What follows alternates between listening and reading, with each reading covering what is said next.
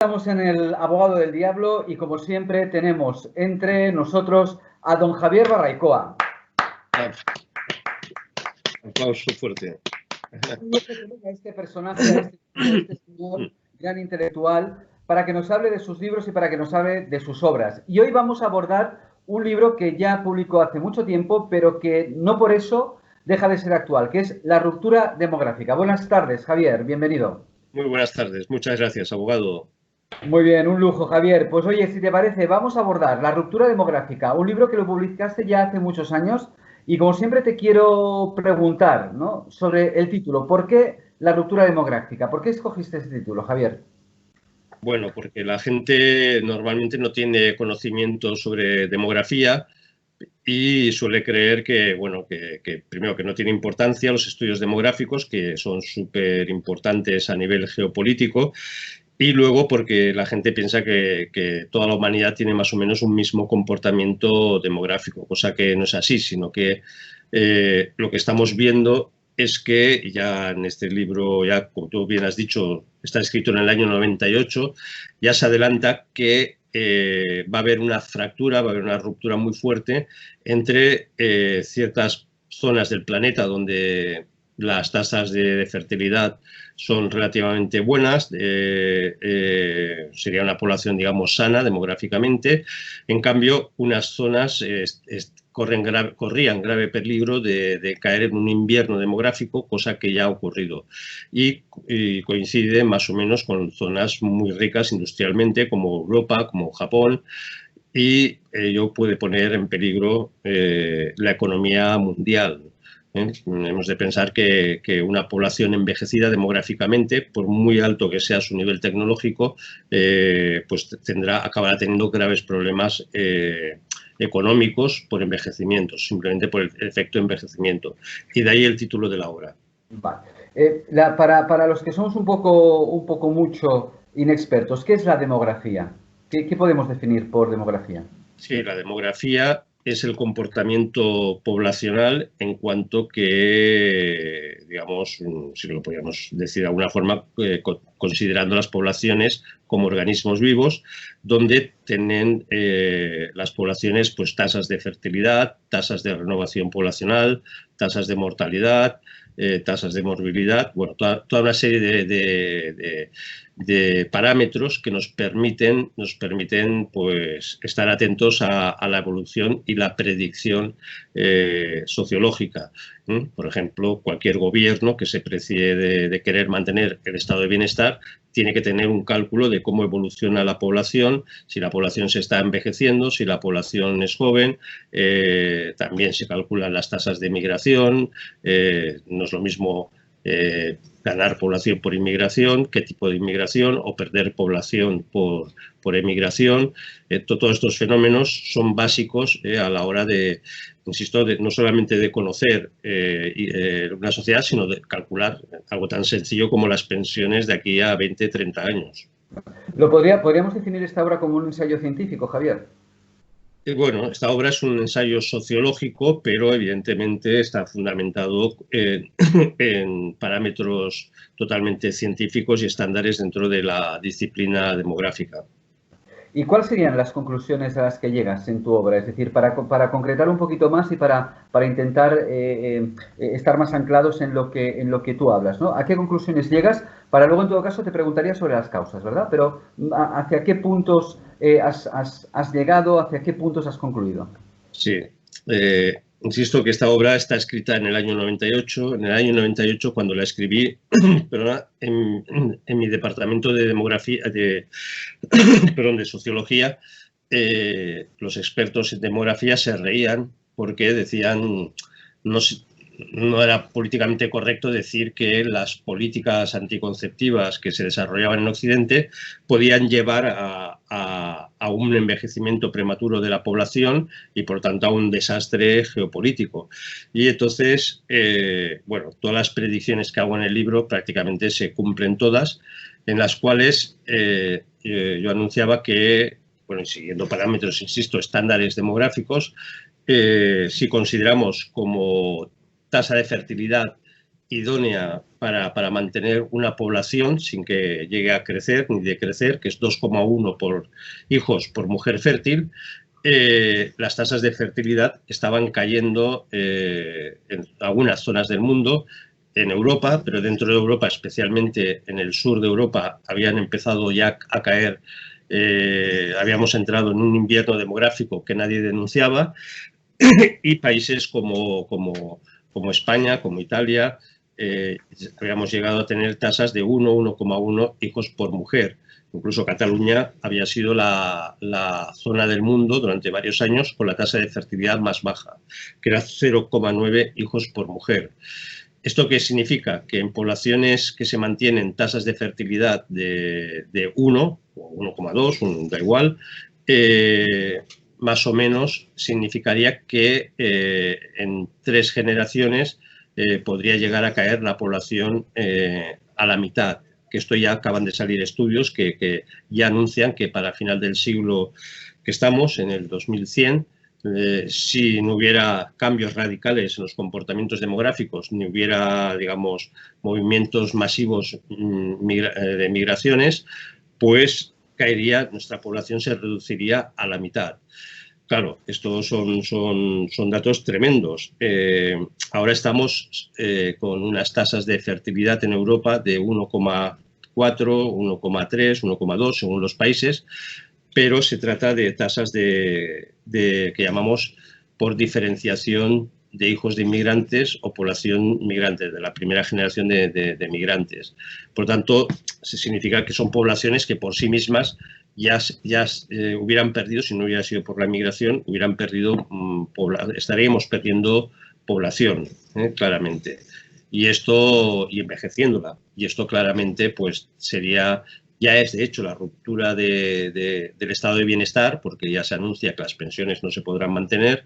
Por fin, ahora ya se empieza a decir, porque es una evidencia, pero insisto, durante años todo el mundo había un silencio absoluto porque nadie en el campo científico y político quería denunciar que todo esto estaba causado pues, por las políticas anticonceptivas y por el aborto como el último anticonceptivo que se ejerce así, digamos. Y entonces esto ha hecho que Occidente pues haya entrado en esta fase en barrena, prácticamente. ¿Qué ocurriría si la población acaba reduciéndose a la mitad? Es decir, la consecuencia de la consecuencia. ¿Vale? Antes de hablar de las causas, ¿no? La consecuencia de la consecuencia. ¿Qué pasaría? Has hablado de las pensiones que no se podrían pagar, pero ¿qué otro tipo de consecuencias podrían existir, Javier? Bueno, las consecuencias serían terribles porque significaría que la población activa, por lo tanto la población con capacidad de producir, también se reduciría a la mitad. Esto significa que los PIBs, los Productos Interiores Brutos, se reducirían a la mitad. Pero no solo eso, sino que una sociedad es como un organismo, como una especie de organismo donde, bueno, si te falla un brazo no pasa nada. Otra cosa es como te empiece a fallar todo el sistema, ¿no? Y entonces entraríamos en colapso. Para que tengas un ejemplo. Las tasas de reproducción se calcula en el Imperio Romano, a finales del Imperio Romano, eran tan bajas como las nuestras. De hecho, se ha calculado que la caída de población desde el año 0 de nuestra era hasta el siglo V, que ya decae el Imperio Romano, hubo pérdidas de población de 3-1. Por ejemplo, en España, Hispania, que era la provincia más rica y más numerosa del Imperio Romano, en el año 0 estaba superpoblada, había 12 millones de habitantes. Cuando cae el Imperio Romano está en 4. Toda la cuenca del Mediterráneo, todo el Imperio Romano tenía 60 millones de habitantes y cae a 20 millones. Tienen caídas de 3-1 poblacionales. ¿Esto qué significa? Que se arruina. Cuando hay pestes en el Imperio Romano en el siglo II, siglo III, cuesta tanto recuperar poblacionalmente la civilización que cantidad de campos, esto se ha estudiado, de cultivos, se pierden cuando se han estudiado los enterramientos, se encuentran cuerpos más desnutridos, se pasa más hambre. ¿Por qué? Porque siempre se nos ha hecho creer que mucha población va a llevar a hambrunas, pero lo que pasa es al revés. Cuando se reduce la población, se reducen las posibilidades de producción, sobre todo en el mundo agrícola, en las sociedades agrícolas, y eso acaba llevando pues, a inmensas hambrunas. Y entonces la gravedad del asunto es que esta caída demográfica de 3-1, que se produjo en el imperio prácticamente durante 5 siglos, ahora la vamos a hacer en 100 años. En algunas zonas del planeta la vamos a hacer en 100 años. O sea que estamos acelerando la caída demográfica, la implosión demográfica, que llamaríamos, sería la palabra clave, la implosión demográfica. Estamos en un proceso aceleradísimo, digamos, como nunca en la historia, en los registros históricos tenemos.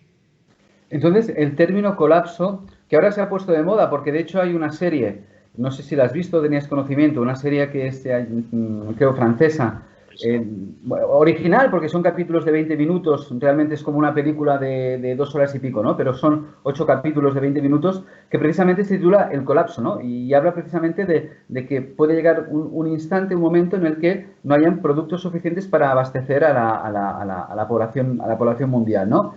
Aunque luego todo esto se relaciona con el cambio climático y estas circunstancias. Pero por lo tanto el colapso significa que es decir, porque presuntamente vamos a ser pocos, no va a haber suficiente para abastecer a algunos o algunas. Sí, a ver, la gran regla políticamente incorrecta, porque hay mucha ideología sobre la demografía y entonces se ha utilizado el argumento de la superpoblación para imponer a nivel global, a nivel mundial, políticas anticonceptivas con la excusa del cambio climático y con una finalidad más que definida y declarada y bueno, que encontramos declaraciones hasta en Bill Gates donde proponen que hay que reducir la población mundial a la mitad, ¿no? Bueno, este es el argumento que ahora es políticamente correcto, pero en realidad el argumento políticamente incorrecto, pero que es el verdadero, es que las poblaciones jóvenes y numerosas, aunque es verdad que al principio, como los países en vías de desarrollo, pueden tener problemas estructurales, una vez se ajustan los problemas estructurales, las poblaciones más densamente pobladas y más numerosas son las poblaciones que acaban teniendo el predominio geopolítico. Esto ha pasado en China, esto estará pasando en la India, Estados Unidos ha conseguido mantener tasas de fertilidad relativamente justas, necesarias para sobrevivir, pero en los países como Japón, que llevan prácticamente 15 años con la economía detenida, cuando había sido la segunda potencia mundial, si escarbamos lo que hay detrás, claramente hay un colapso demográfico porque el país no puede avanzar simplemente porque es un país cerrado a la migración, no permite prácticamente la inmigración y es un país que ya se ha envejecido tanto que no es productivo. Esto tiene mil implicaciones en el ámbito inmobiliario, implicaciones en el ámbito sanitario, necesidad de destinar recursos pues, a sanidad para una población envejecida y entonces el país lleva, prácticamente 15 años estancado. Esto ya empezó la política, digamos, de control de natalidad en Japón en los años 60 y ahora estamos viendo los resultados. Entonces, ¿qué significa? Que es una economía que tarde o temprano está abocada al colapso. Y menos mal que Japón ha sido una población tradicionalmente muy ordenada, con mucha capacidad de ahorro personal. Piensa que los japoneses solían ahorrar un 40% de su sueldo para la vejez. Y entonces, bueno, les está permitiendo sobrevivir. Pero otra sociedad en otras circunstancias, como la española, donde nadie ha ahorrado más bien estamos endeudados todos para nuestra jubilación, pues el colapso sería tremendo. De todas maneras, a veces vemos imágenes por televisión de esas ciudades megapobladas de la India o de China Y esto puede parecer que nos chirría un poco, ¿no? Decir, ostras, tanta gente ubicada en tan grandes espacios o en macrociudades, ¿no? En el subconsciente da la sensación de decir, oye, esto no es bueno, esto no puede ser bueno, que haya tanta población, ¿no? Da ese parecer en el subconsciente, ¿no? Sí, pero te voy a dar unos datos que son muy curiosos y quitan estos imaginarios que se nos han ido creando, ¿no? Por ejemplo, ¿tú qué dirías o sea, nosotros imaginamos que China está densamente poblada, densísimamente poblada, pero bueno, la densidad de población, que es un dato precisamente que los demógrafos oficiales no quieren sacar nunca, el dato de densidad de población en China es 121 habitantes por kilómetro cuadrado, ¿vale? 121 habitantes por kilómetro cuadrado. Holanda, la densidad de población son 350 habitantes por kilómetro cuadrado, ¿no? Entonces, está 3 veces más densamente poblada la población en Holanda que no en China, pero nadie tiene la sensación de que en Holanda hay una superpoblación desbordada. Exacto, Esto, exacto. Al contrario, da la sensación de que es un país amplio, ¿no? Que hay espacios, que vamos. exacto, está todo tal. Y te coges en Europa el país más densamente poblado, que es el segundo país más densamente poblado del mundo, es Mónaco, ¿no? cuya renta per cápita es altísima, porque es nada, un par de kilómetros cuadrados, y ahí es una ciudad densamente poblada para lo que son los estándares, pero nadie tiene la sensación de que en Mónaco va a haber hambrunas por culpa de la población, ¿no? Y además otro proceso, otro dato, la población mundial año tras año, década tras década, se está produciendo el fenómeno de urbanización. Esto es, se están abandonando los campos, esto lo vemos en España, la España vaciada, pero esto es un fenómeno prácticamente mundial y la gente se está concentrando en grandes ciudades, ¿vale? Y entonces nos produce una paradoja. Cuanta más población hay, menos espacio del planeta estamos ocupando. Se calcula que ocupamos un 1% de todo el espacio, que sin contar la Antártida, evidentemente, pero un 1% del espacio habitable del planeta. ¿Por qué? Porque la población se está concentrando en grandes megalópolis, ¿no? Y entonces ya hemos sobrepasado más del 50% de la población mundial, vive en grandes ciudades, crea la sensación esta de superpoblación, exacto, pero te vas de aquí a Madrid y no ves, vamos, a Zaragoza no ves población por ningún lado, ¿no? Toda la zona de los Monegros, por ejemplo, ¿no? Que está completamente... Sí, sí, sí. Sí, sí. Entonces, esto es lo que genera esas... Claro, si tú coges unas imágenes de Calcuta, coges unas imágenes de Pekín, coges unas imágenes, puedes crear, igual que cuando nos hablan de la sequía y todo esto, te sacan la foto del típico pantano seco, pero en verano, y claro, cuando llueve en la temporada de lluvia se vuelve a llenar y no pasa nada, ¿no? Pero siempre jugar con imágenes es muy fácil y entonces este imaginario se nos ha creado. De hecho, ahí ya hemos pasado, estaremos llegando ya a los 8.000 millones de habitantes en el planeta.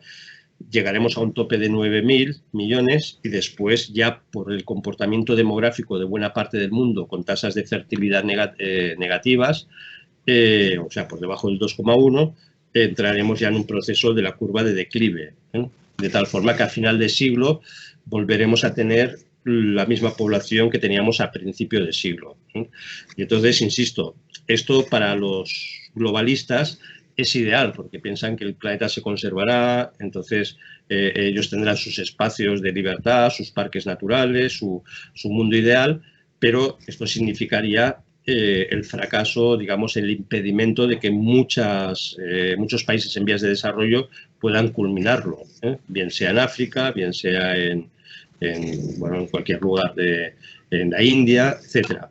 Lo cual geopolíticamente a Occidente también le interesaba mucho. Por eso geopolíticamente el tema demográfico llevó a que los políticos, las altas élites mundiales, principalmente occidentales, intentaran, y han intentado y están intentando esterilizar sin permiso, por ejemplo, a muchísimas mujeres en la India, a través de ONGs, a través de actualmente de donativos inmensos de personajes como Soros, Bill Gates, sus fundaciones, todo esto, pues engaña, ¿no?, a las mujeres. Esto ha ocurrido en Bolivia, ha habido casos auténticamente escandalosos donde a las mujeres se les dice que se les va a vacunar contra la viruela, contra cualquier enfermedad, y en el fondo son vacunas esterilizantes, ¿no? ¿Cuál es la política de natalidad en China? Porque tengo oído que hay unas medidas muy restrictivas de carácter legal en relación con el hecho de que las familias puedan tener más de un hijo en China. ¿Esto es así? Y si es así, ¿por qué? Sí, bueno, el caso de China es muy peculiar. Es la política del hijo único, la puso en marcha Mao Zedong, y entonces, pero es muy paradójico porque antes de poner en marcha esta política, primero se hizo unas campañas de supernatalidad, que el efecto demográfico que estamos viendo ahora es fruto de las campañas de potenciación de la natalidad de los años 50 en China. Luego, porque eran 600 millones en esa época, y entonces a Mao Zedong se le ocurrió decir que 600 millones de chinos eran demasiado pocos para establecer el comunismo. Y entonces decidió que todas las mujeres empezaran a tener hijos. En un momento determinado cambia el chip, como suele ocurrir tantas veces, y se hace la política del hijo único. Entonces, esta política es muy dura porque aquellas personas que tengan más hijos, por ejemplo, los católicos en China que quieren tener más hijos, pues en las comunidades tienen que recoger dinero para pagar las multas que pone el Estado si tienes más hijos. No solamente te quitan, te ponen la multa, sino que te quitan prebendas propias del Estado, de bienes del Estado comunista, perdón, como sería parte de la jubilación, como sería el subsidio de desempleo, como sería toda una serie de cosas. Por lo tanto, sobre todo en las zonas rurales, los hijos de los miembros del Partido Comunista tienen categorías y pueden tener más de un hijo, pero el resto de la población, y sobre todo en las zonas rurales, se controlaba muchísimo la política del hijo único. Pero ¿qué es lo que pasa? Que ahora en China se han dado cuenta de que tener un hijo por pareja, por mujer, perdón, fértil, implica una tasa de fertilidad de 1. Y esto es la muerte demográfica de China dentro de X años. En pocos años China tiene que afrontar un problema muy grave, que es una población en edad de jubilación de 400 millones de habitantes, cosa que para el Estado chino sería un gasto, sería una bancarrota, sería absolutamente la bancarrota. Entonces, como China ha entrado en un proceso de capitalismo, comunismo, y necesita mucha mano de obra para mantener su ritmo de producción y ser, digamos, una potencia hegemónica y dominante, en breve veremos que China empezará a hacer políticas natalistas. Esto es para apoyar la natalidad. No por una cuestión moral, no por una cuestión ética, sino claramente por una cuestión geopolítica, como en su momento hizo la Rusia o la URSS de Stalin, de hacer campañas natalistas para combatir las campañas natalistas de Hitler. Entonces, esto lo vemos mucho en los grandes sistemas, sobre todo totalitarios, cómo intentan controlar la población, porque para ellos la población es un factor político, geopolítico. Y a partir de ahí, China, si no aumenta su población, China es verdad que tocará la hegemonía mundial, pero luego puede caer en el desastre demográfico, en el invierno demográfico, con lo cual se colapsaría. Piensa que en China, en las regiones rurales, en los distritos rurales, los dirigentes del Partido Comunista están obligados a unas cuotas para llevar cada año X miles de habitantes de ese distrito a las grandes ciudades productivas de la costa. ¿Para qué? Para poder mantener todo el sistema de fábricas y de producción que les han convertido en hegemonía mundial. Y entonces los dirigentes comunistas tienen que casi reclutar a la fuerza para cumplir esos cupos. Pero habrá un momento que esa población ya se está agotando, o se abandonará totalmente el mundo rural porque quedará desierto, como ha quedado desierto en España y en tantos lugares de Europa, o bien simplemente no se podrá mantener el sistema productivo de China. Ya has comentado antes que Estados Unidos sí que lo tiene muy claro y va manteniendo esas tasas de natalidad. Hemos hablado del caso de China. Otro tema que también me gustaría tratar es el caso de Rusia. O sea, ¿en qué punto se encuentra Rusia desde esta perspectiva de la natalidad? Rusia viene teniendo problemas demográficos desde hace muchísimo tiempo. Cuando digo hace mucho tiempo es desde hace más de un siglo.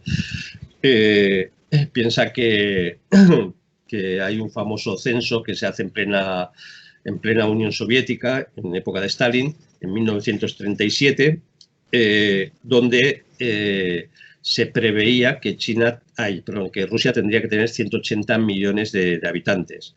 Pero en ese censo solo salieron 162 millones, entre otras cosas porque se había disparado el abortos y luego, sobre todo, las propias purgas, los asesinatos en masa del comunismo. Entonces, la diferencia fue tan brutal que Stalin prohibió el censo y metió a todos los que habían elaborado el censo, los envió a los campos de Siberia porque no le cuadraba, ¿no? Y entonces, esto es como dato, para tener una referencia, en el año 37 tenemos 162 millones de rusos. Pero actualmente, por lógica demográfica, Rusia tendría que haber escalado a los 180 millones, 190, tendría que ser una gran potencia. Y si cogemos la vieja URSS, tendría que sobrepasar los 300 millones como están ahora Estados Unidos. Pero en Rusia hay actualmente 168 millones de habitantes.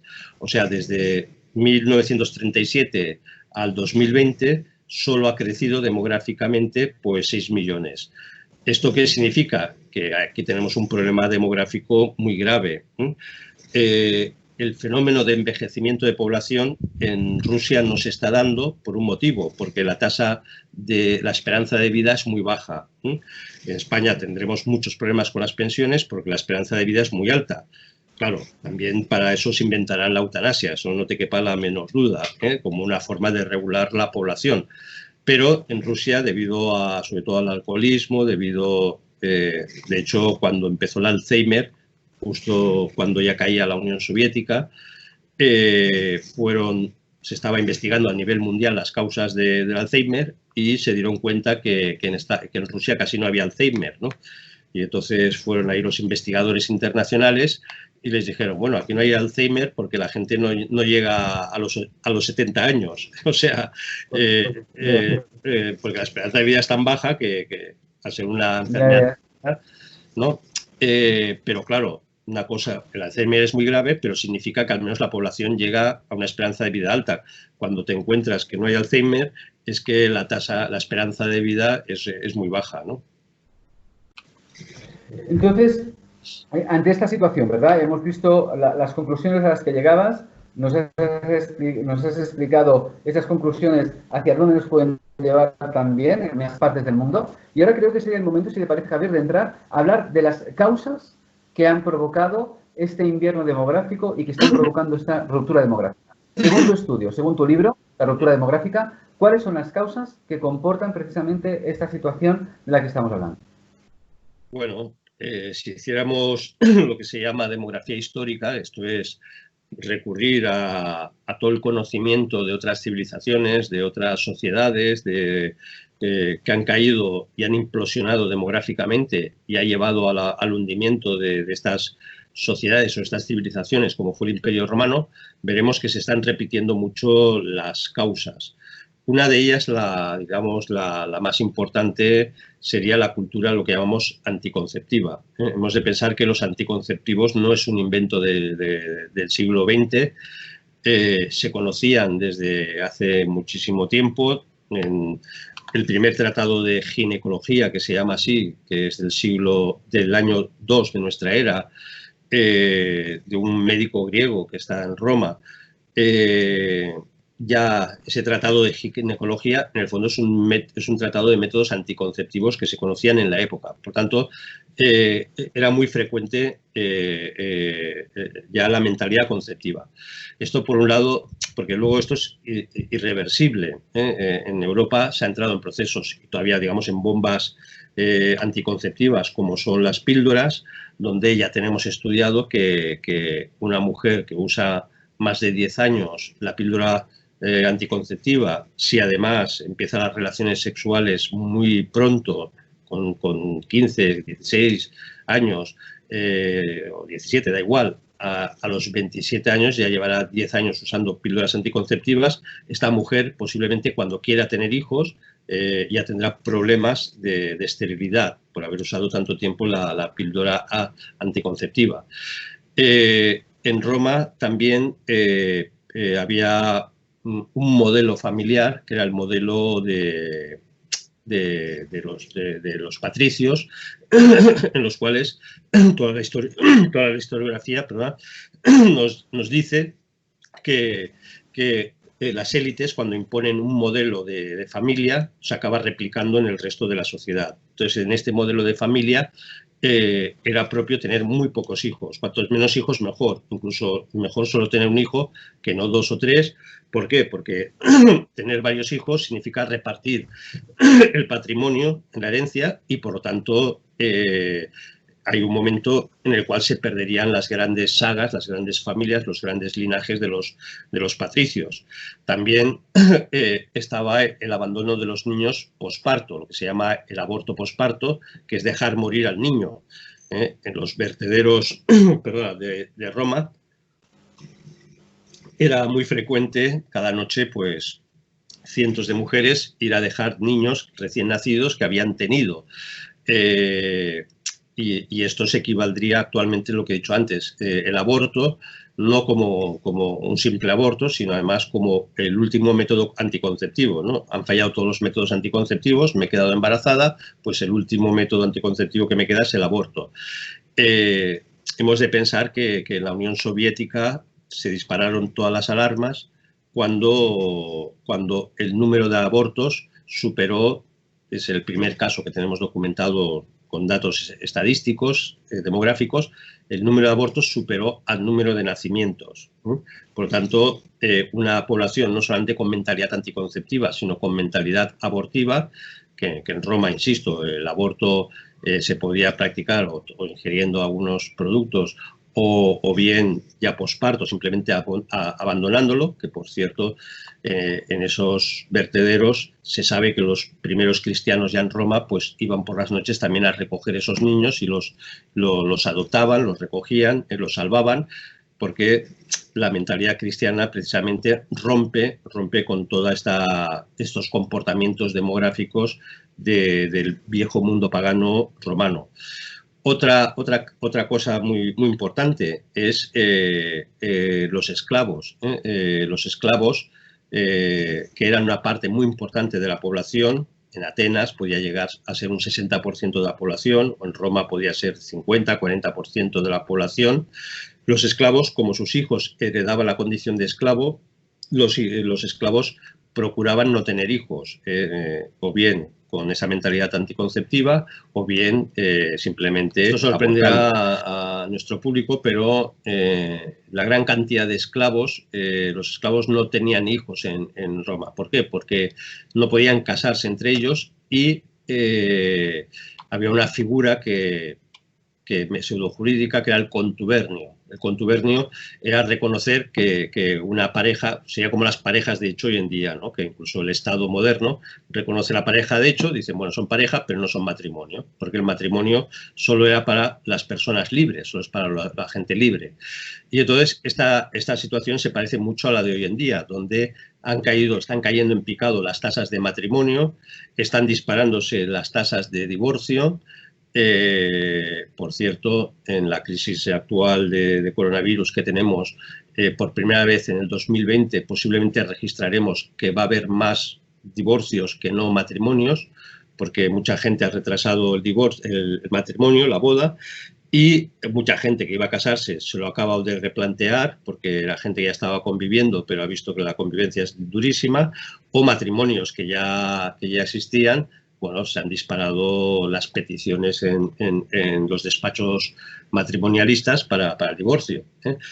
Pues esto en Roma ya pasaba. La población esclava era tan numerosa y tenía tan pocos hijos que lo que hacía era que era prácticamente imposible recuperar las tasas de fertilidad necesarias, porque evidentemente un esclavo pues no quiere que su hijo adquiera la misma condición, prefiere no tener hijos, que es un poco lo que pasa hoy en día, ¿no? Como tener hijos parece que es una carga insuperable, y entonces se ha creado un modelo de estado de bienestar y en ese estándar pues solo caben 2 hijos.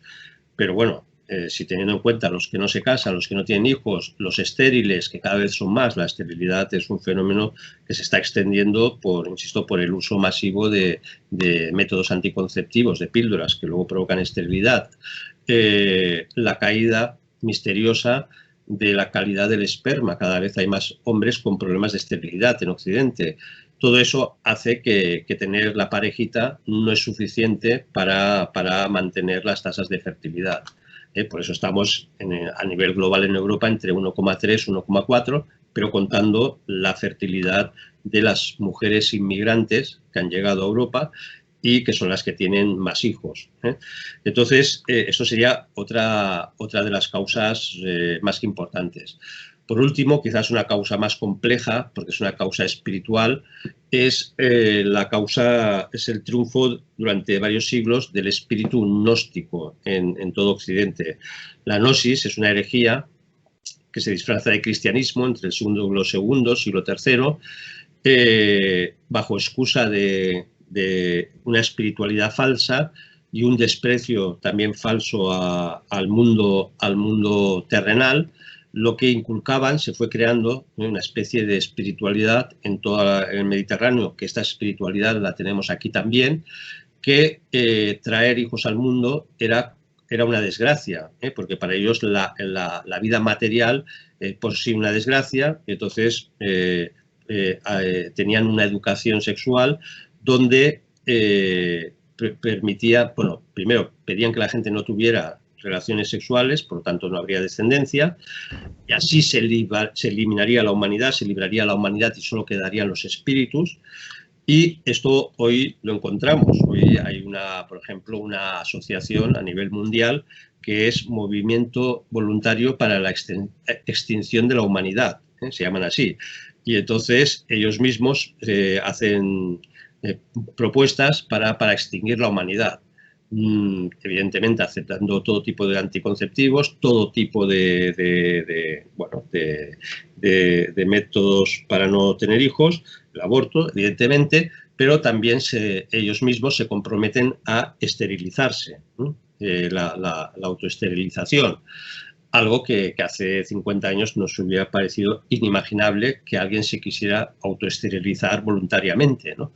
Y entonces esto es en el fondo un eco del mundo gnóstico, donde el desprecio a traer a hijos a este mundo, porque el mundo material es una desgracia y se van a encontrar un mundo desgraciado y es mejor no traer hijos. Esto lo hemos oído 1000 veces en la calle, lo hemos oído en películas.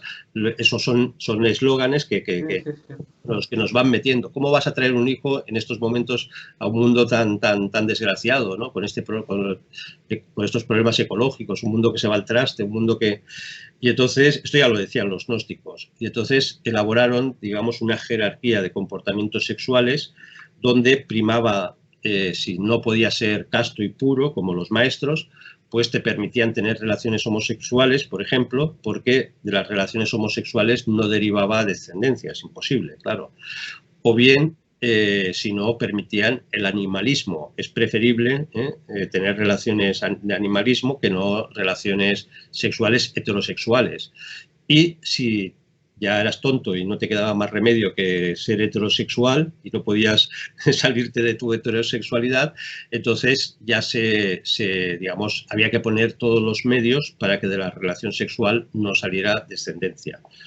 Esto me recuerda que hoy en día En Alemania, por ejemplo, hay unas polémicas de estas que no suelen salir en prensa, que son muy tragicómicas, son tragicómicas, donde ya está tan extendido el animalismo en Alemania que hay granjas donde se puede, en vez de prostíbulos, hay granjas donde la gente puede ir a practicar el animalismo.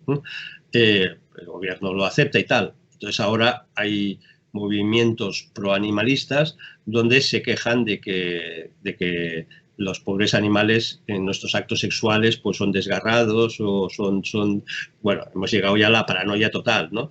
Donde los ecologistas están defendiendo a los animales en contra de los que creen que se liberan de la sexualidad clásica y tradicional porque practican el animalismo. Esto en Alemania se han creado unas polémicas y están unas polémicas muy, muy divertidas. Pero esto nos está indicando que estamos suicidándonos, porque mientras que los alemanes medios están cayendo en esto, una parte muy importante de la población alemana, que representa más de un 20% de la población alemana, son turcos, es población que tiene tasas de fertilidad altísimas, igual de 3, muy por encima del 2,1, y además, por una cuestión legal, un turco, si quiere nacionalizarse alemán, tiene que abandonar su nacionalidad turca. Y la inmensa mayoría de turcos son residentes porque no quieren abandonar su nacionalidad turca. Por lo tanto, Alemania es otra bomba de relojería demográfica, no sé si me explico, ¿no? Sí.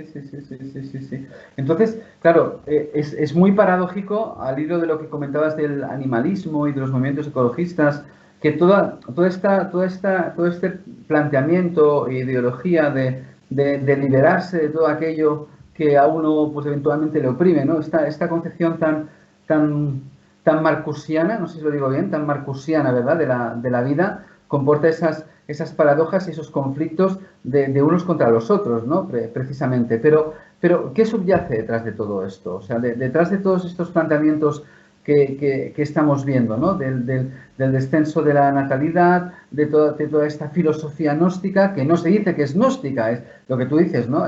Lo vemos en las calles, en las películas, mucha gente dice, vaya, este mundo es un desastre, ¿para qué vas a tener hijos? Muy bien. Realmente detrás de todo esto, ¿qué hay, Javier? Bueno, es complicado.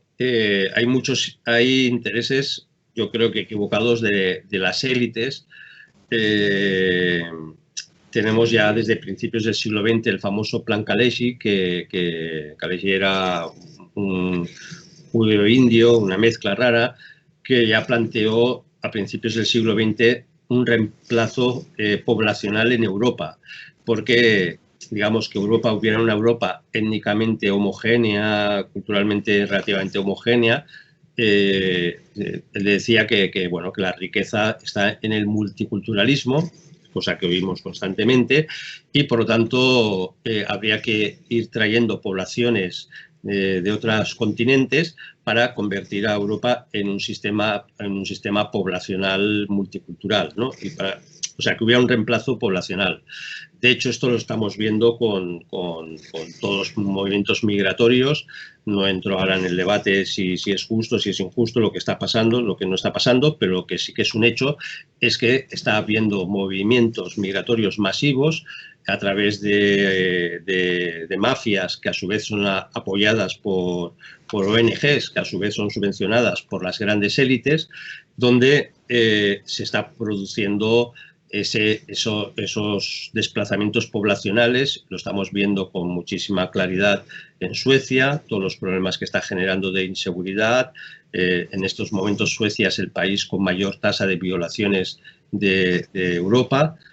Del mundo no lo sabemos porque en muchos países no hay estadísticas, pero en Europa sí.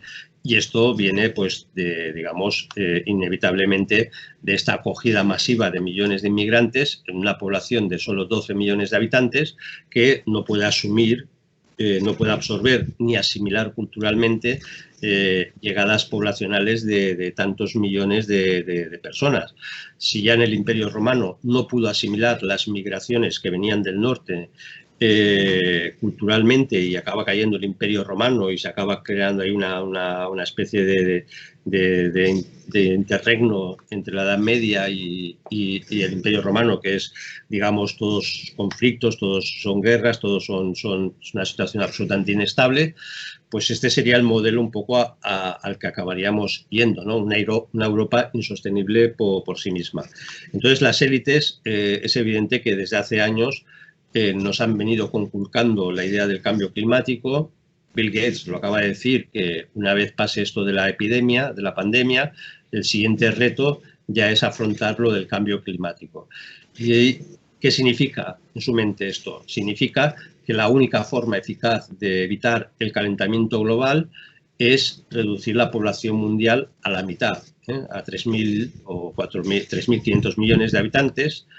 Algunos más radicales han propuesto que hay que, por ejemplo, Ehrlich, que es uno de los grandes teóricos de la superpoblación, especificaba que teníamos que conseguir reducir la población mundial solo a 1.000 millones y a partir de ahí, estos 1.000 millones, bueno, habría unas élites dominantes y un resto que tendría que trabajar para las élites.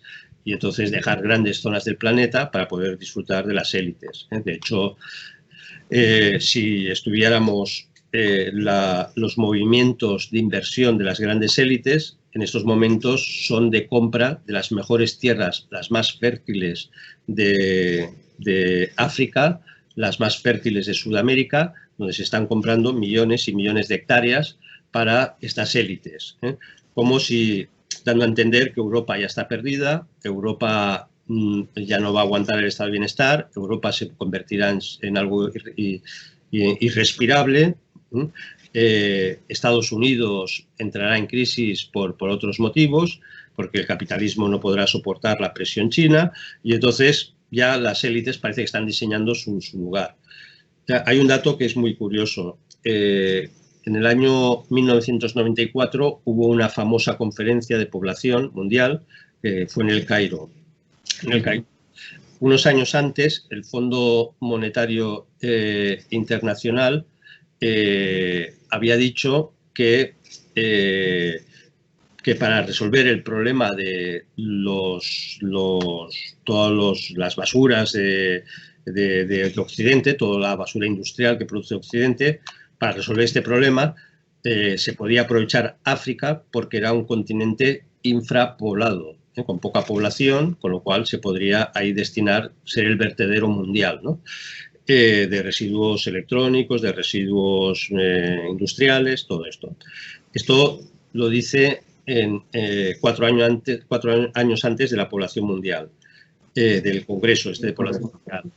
En 1994, 4 años después, el propio Banco Mundial y el Fondo Monetario Internacional hacen un informe diciendo que todos los países del mundo occidentales o desarrollados tienen que apoyar el control de natalidad en África porque es un continente superpoblado.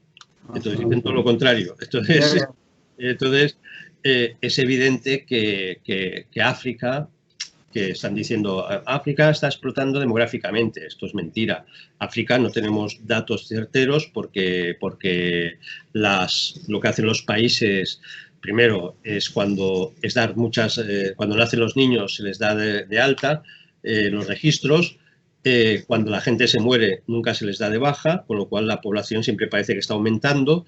¿Por qué? Porque ellos reciben recursos de los países occidentales en función del número de población, con lo cual las estadísticas se falsean, pero es que con la mortalidad infantil que hay, que es altísima, y las guerras constantes que hay, y todo esto, África nunca va a ser un continente que explosione, para entendernos, demográficamente. Está más bien lo contrario, está tocado. Hay cantidad de pandemias, epidemias, las muertes por malaria. La malaria no se ha querido erradicar nunca y se podría erradicar en África, pero no se ha querido erradicar porque es una forma de control demográfico. Y te doy un dato que muy poca gente sabrá, pero que es muy interesante. Después de la Segunda Guerra Mundial, en Europa había un país donde la malaria hacía estragos brutales. Este país era Grecia. En Grecia estaba instalada la malaria se consigue acabar en 1 o 2 años utilizando el famoso DDT, el DDT famoso ese que también nos vendieron que era todo veneno y que no había que utilizarlo, y entonces en África está prohibido usar el DDT contra la malaria. En cambio, en Europa, pues en 2 años los americanos, en el apoyo después de la Segunda Guerra Mundial, se acabó la malaria sin ningún problema, ¿no? Y no murieron contaminados los griegos ni nada, ¿no? Entonces, estos son datos pocos, pero para hacernos una idea de que hay claves geopolíticas muy interesadas en conocer y controlar y derivar y modular los comportamientos demográficos. Otra especie de eslogan que también corre por nuestra sociedad es esto de que cuando se plantea que una de las finalidades del sexo es precisamente procrear, esto da la sensación que la gente rápidamente, no sé, se convierte en una especie de sacerdotes exorcistas y empiezan a decir, pero ¿qué dices? ¿Qué dices? Esto de procrear, el sexo no es para eso, el sexo no es para eso. Entonces, esto también es un poco esa concepción gnóstica, ¿no? De centrar el sexo en algo únicamente placentero y que todo lo que signifique procreación o traer hijos al mundo, pues es algo, bueno, visto poco menos que una barbaridad, ¿no? Sí, aquí nos encontramos también con una especie, sí, de ese diseño gnóstico y de élites, donde el ideal que proponen es el siguiente, es sexo sin reproducción y reproducción sin sexo. De ahí que se estén trabajando infinitamente, invirtiendo millones y millones en todo sistema de reproducción artificial. Lo cual es una paradoja, porque por un lado estamos produciendo métodos anticonceptivos y por otro lado tenemos que luego generar métodos de reproducción artificial. Entonces parece que el sexo ha sido excluido de su función natural, que es la reproducción, y esto no lo puede negar nadie, porque en la naturaleza, esto sí que es ecología pura, en la naturaleza los animales sexuados, pues evidentemente la sexualidad es para la reproducción. El hombre es diferente, tiene más funciones porque el hombre es un ser racional, es un ser espiritual y evidentemente la sexualidad tiene dimensiones más profundas. Pero poco a poco ha quedado reducido la sexualidad al mero disfrute y placer y sobre todo el intento de control de la descendencia. Entonces, el gran paradigma es que nos hemos estado alimentando de una ideología después de la Segunda Guerra Mundial contra el nazismo, contra las teorías de la raza superior, contra todo esto, pero todas las inversiones, toda la política de reproducción artificial va encaminada a conseguir al hombre perfecto, porque y tú podrás elegir el color de los ojos de tu hijo, podrás elegir si es rubio, podrás elegir si es hombre o es mujer, lo cual, por cierto, causaría un drama brutal. Si pudiéramos elegir por reproducción artificial los hijos, el mundo sería el traste demográfico por una razón sencillísima. Todo el mundo habla de igualdad, ¿vale? Todos somos iguales, muy bien. Pero en la inmensa mayoría de culturas, y en Occidente ocurre pero menos, en la inmensa mayoría de culturas, cuando la gente quiere tener un hijo, lo primero que quiere tener es un varón frente a una hija, porque se valora mucho más el varón primogénito. Y de hecho, en muchas culturas antiguas y no tan antiguas, cuando se tenía un primer descendiente que era niña, se le dejaba abandonada y se la dejaba morir hasta venir el primer descendiente masculino. Bien, se han hecho encuestas en Occidente, que teóricamente somos ya igualitarios y ya hemos conseguido las políticas de igualdad y tenemos un ministerio de igualdad y todo esto, pero cuando a la gente se le da para elegir, se le pregunta, si tuvieras un hijo, ¿de qué sexo te gustaría que fuera? ¿Hombre, o niño o niña? Pues por cada niña que naciera, nacerían 2,5 niños. Porque la gente sigue prefiriendo tener un niño sobre una niña. ¿Esto qué significa? Que si al final la sexualidad fuera una cosa técnica, no dependiendo de la naturaleza y del azar de la naturaleza, sino algo que lo pudiéramos decidir y elegir nosotros, pues la descompensación natural que hará, hay una compensación natural, por cada 100 niñas nacen 102 niños, 103 niños, según las culturas, lo cual tiene un sentido porque la mortalidad de los niños es más alto siempre que en las niñas y con el tiempo se equipara. ¿Sí? Entonces queda 50% niños, 50% niñas. Pues si lo hiciéramos artificialmente, o bien toda la población se masculinizaría de golpe, o bien habría que prohibir a la gente decidir el sexo del hijo, con lo cual estaríamos en un sistema totalitario donde diría, usted solo puede tener una niña, y usted puede tener un niño, y usted puede, o sea, sería la programación absoluta y la racionalización y el triunfo de la tecnocracia sobre aquello que es propio de la naturaleza. Y esto ya lo vio Spengler, el famoso autor de La decadencia de Occidente, cuando analiza... No se corta un pelo, dice, cuando sabemos que entran en decadencia las civilizaciones, cuando hay problemas demográficos, cuando, digamos, a las mujeres y a los hombres les cuesta encontrar razones para tener, o mejor dicho, tienen que buscar razones para tener hijos. O sea, los hijos ya no es lo natural del matrimonio, los hijos no es lo natural en la vida y en la relación de las personas, sino que los hijos parece que tienen que ser algo que se programa, ¿eh? De hecho, esto también se ha descubierto estadísticamente, que se ha llegado a tal nivel de capacidad de programar los nacimientos que muchas mujeres programan su embarazo para que sea 4 meses antes de las vacaciones, porque así cogen los 4 meses de baja y luego el mes de agosto de vacaciones, con lo cual, digamos, ese periodo posmaternidad se alarga. Por lo tanto, hay unos picos 4 meses antes de agosto de partos que vienen provocados por esa capacidad que ya tienen los hombres y las mujeres, sobre todo las mujeres, de controlar la natalidad.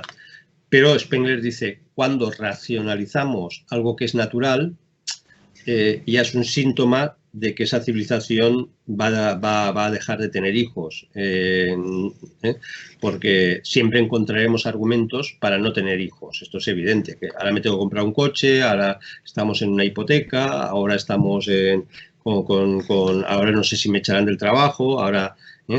Y entonces ocurre una paradoja. Gente con un estatus económico social medio, pongamos medio, solo tienen 2 hijos, y personas inmigrantes normalmente con un estatus social muy inferior, por lo tanto con un problema económico mucho más grande, son capaces de tener muchos más hijos. Por lo tanto, no hay una correlación directa entre tener hijos y, digamos, la cuestión económica, sino que es una cuestión mental, es una cuestión de autocontrol mental que lo hemos interiorizado tanto que incluso aunque la gente quisiera tener más hijos, ya mentalmente no va a poder.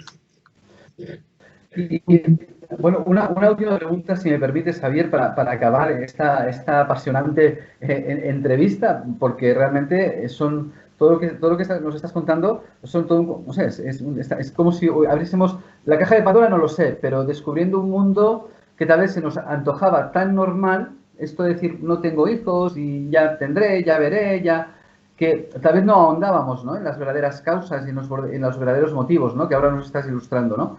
Pero para hacer un poco de política ficción o sociología ficción.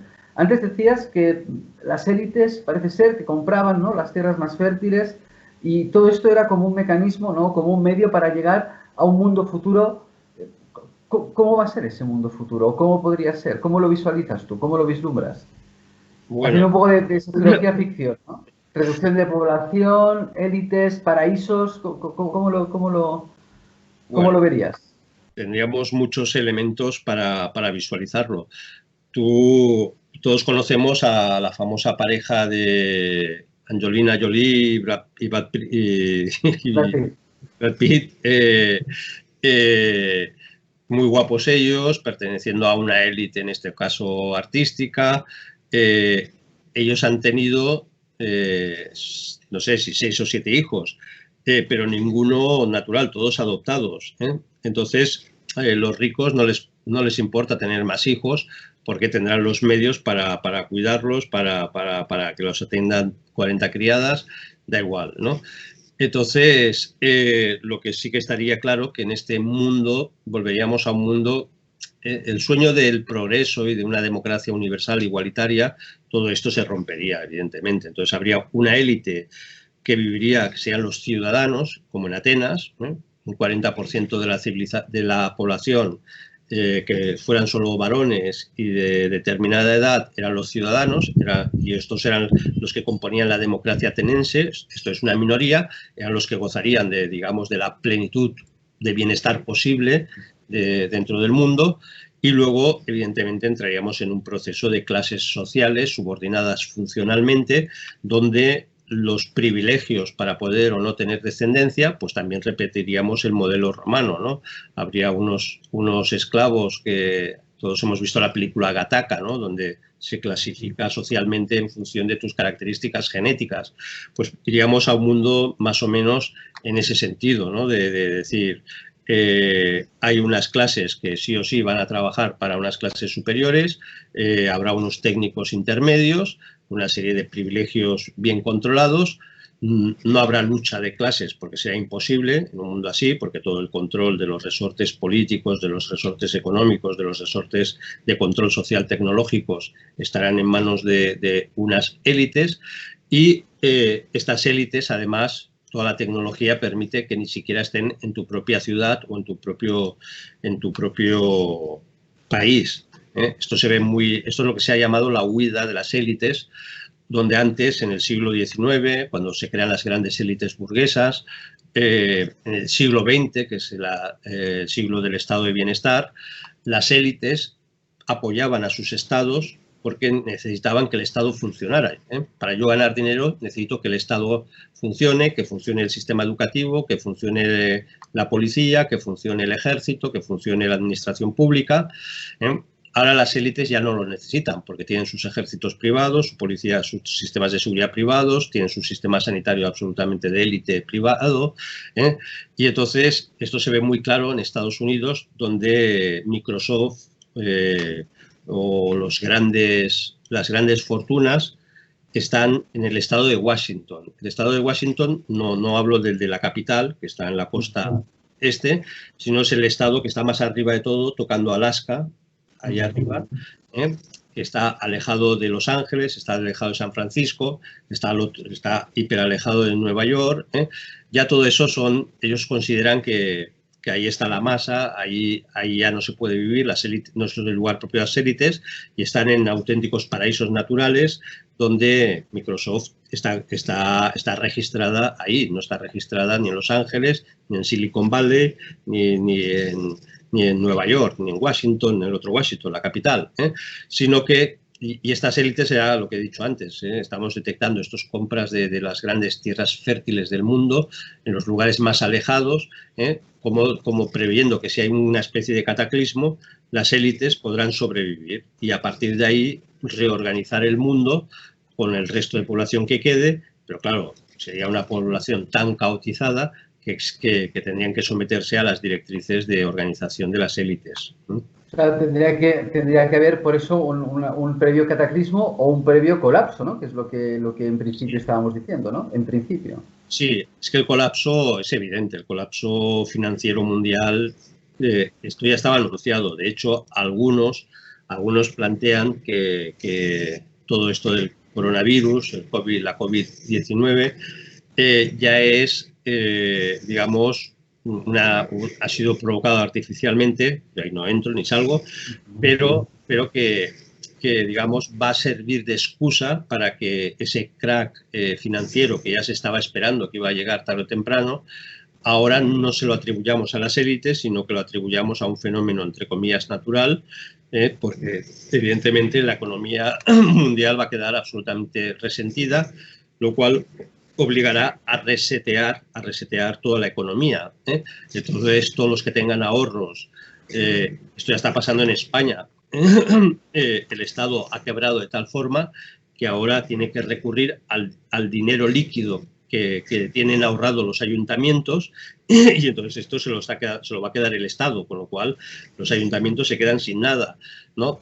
Esto es resetear, con otras palabras, resetear el sistema, redistribuir toda la riqueza y los pobres que hayan ido ahorrando, los pobres que esperaban pues, ahorrar para la vejez, para todo esto, esos dineros desaparecerán y cubrirán ese desastre financiero, esas burbujas financieras que se han creado durante 30, 40 años, que son tan inmensas que son inimaginables, Entonces, un cataclismo o un cataclismo provocado, esto ya lo decía Marx, las guerras alimentan el capitalismo se llega a su fase de colapso porque produce demasiados conflictos entre clases. Entonces, las guerras lo que hacen es que se destruye todo y hay que volver a reconstruirlo, con lo cual el capitalismo se regenera. Pues en este modelo de sociología ficción que tú has dicho, el planteamiento sería el mismo, ¿eh? Lo que es real es que ya estábamos en un sistema financiero absolutamente desquiciado, con estados con deudas públicas por encima del 100% de su Producto Interior Bruto. Esto no se había visto nunca, con estados, bancos centrales que están emitiendo monedas no solamente a 0% de impuestos, sino a menos 1%. Muchas veces se está emitiendo moneda porque hace falta moneda, pero no hay nada que lo respalde. Y así vamos año tras año, millones y millones y millones de euros para mantener teóricamente el estado de bienestar. Pero como la quiebra era ya inminente, pues bueno, un cataclismo mundial, una pandemia, por ejemplo, es ideal para resetear el sistema y no tener que echar la culpa a nadie, ¿no? Bien, bien. Bueno, pues Javier, parece verdaderamente esto, ¿no? Una peli de ciencia ficción, pero da la sensación que la realidad, que la tenemos aquí al lado, es tal y como tú la planteas, ¿no? Son palabras duras, son palabras gruesas, palabras que recomendamos que las lean directamente del libro de Javier de la ruptura demográfica, con todo lo que nos ha explicado sobre las causas que comportan la ruptura demográfica, hacia dónde lleva esta ruptura demográfica, y en este programa, pues bueno, hemos hincado un poco más el diente también en esta relación entre élites y ruptura demográfica. Javier, ha sido un placer tenerte aquí, como siempre, un lujo, de verdad, y si te parece bien, nos emplazamos para la próxima entrega, que esto aquí no acaba, esto sigue. Sí, aquí es imparable. Esto es imparable. Muy bien, Javier, muchísimas gracias. Muy bien, llama. Un abrazo, gracias.